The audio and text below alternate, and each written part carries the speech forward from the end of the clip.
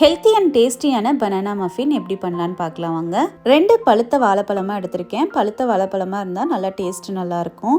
பழத்தை ஒரு ஃபோர்க் வச்சு நல்லா மசிச்சு விட்டுக்கோங்க. இப்போ இதில் ஒரு முட்டையும் 1/2 டீஸ்பூன் வெனிலா எசன்ஸும் சேர்த்து நல்லா மிக்ஸ் பண்ணி விட்டுக்கலாம்.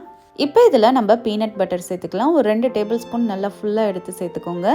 க்ரன்ச்சி பீனட் பட்டர் சேர்த்துனீங்கன்னா நமக்கு அங்கங்கே சாப்பிடும்போது பீனட் வாயில் கிடைக்கும், நல்லா டேஸ்ட்டாக இருக்கும். இதை நல்லா மிக்ஸ் பண்ணி விட்டதுக்கப்புறமா இப்போ இதில் 1/2 கப்பு ஓட்ஸ் பவுடர் சேர்த்துக்கலாம்.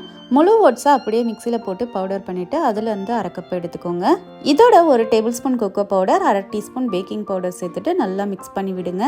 கடைசியாக உங்களுக்கு தேவையான அளவுக்கு சாக்கோ சிப்ஸ் சேர்த்துட்டு ஒரு ஸ்பூனை வச்சு நல்லா மிக்ஸ் பண்ணி விட்டுக்கோங்க.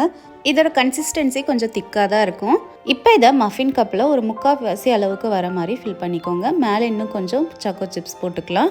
இப்போ இதை 180 டிகிரி ப்ரீ ஹீட்டட் அவனில் 20 மினிட்ஸ் வச்சு எடுத்திங்கன்னா சூப்பர் அண்ட் ஹெல்த்தியான மஃபின் ரெடி. கண்டிப்பாக ட்ரை பண்ணி பாருங்கள்.